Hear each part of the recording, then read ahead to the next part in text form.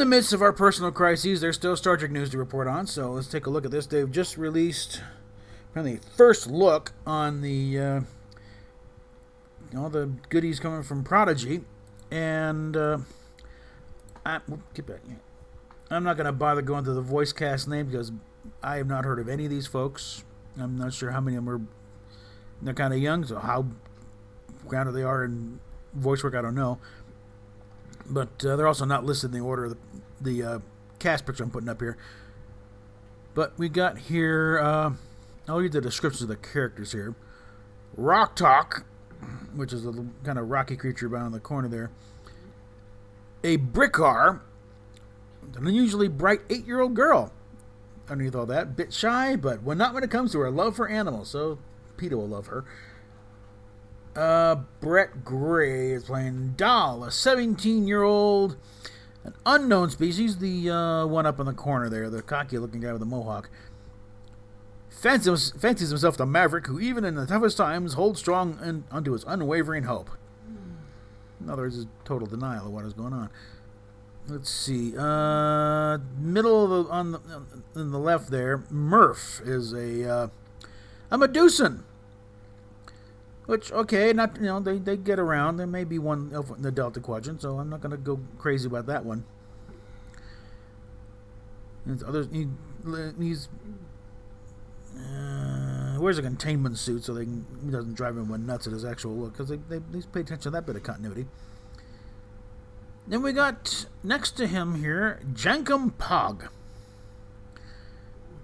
And described in the tech, and I originally saw this on Deadline.com, but I'm not going to blame him because apparently they just copied what StarTrek.com put out.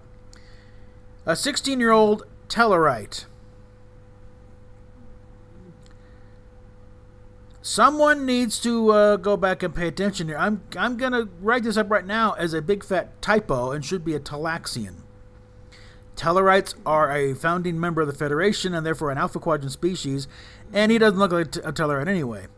He looks like a Talaxian. I thought he was a Talaxian, so somebody messed up here.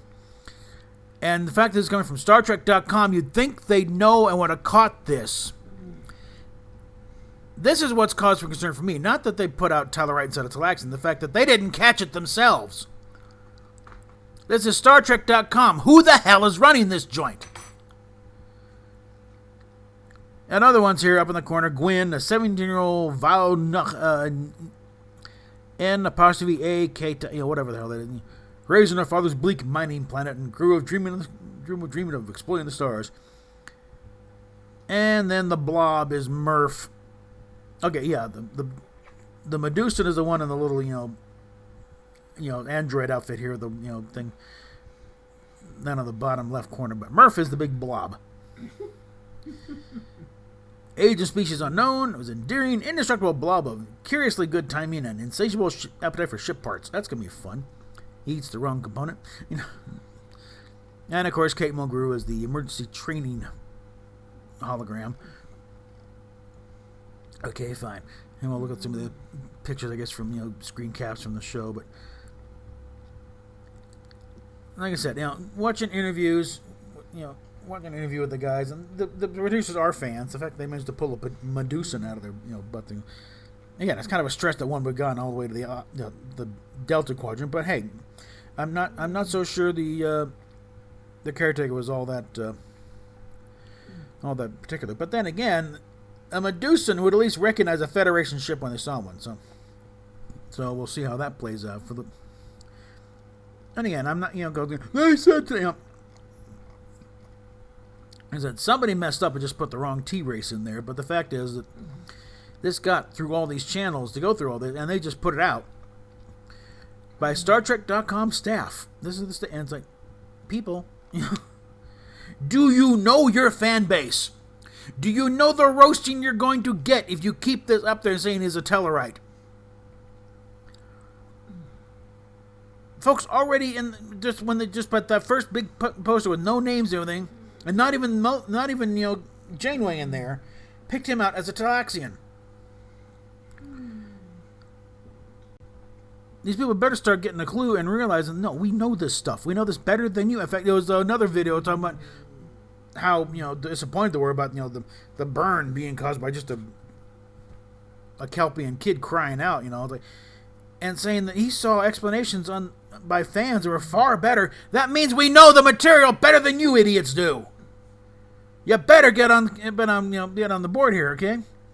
When your fans know the material better than you do, you got problems, okay? So, listen, I'm not worried necessarily about the show. I think the show is in decent hands as far as I can tell so far. The proof's going to be in the pudding, but I think the fact that it is being done by fans, it's the animation side is the only part of this whole thing where Kurtzman seems to be leaving them alone.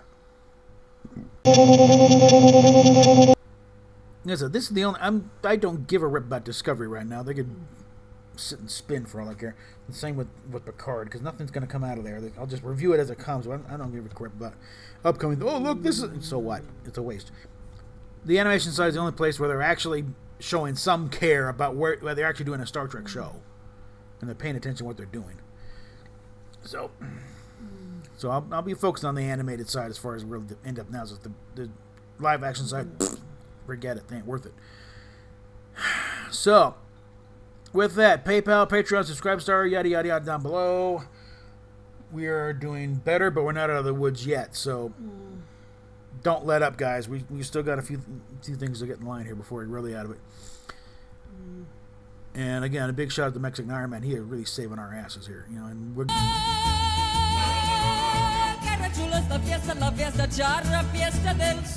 gonna be, once we get in the clear, we're gonna really start pushing this channel somewhat. Of course, hopefully our facilities make it worth pushing. And with that, I think we will call it. So, catch you later.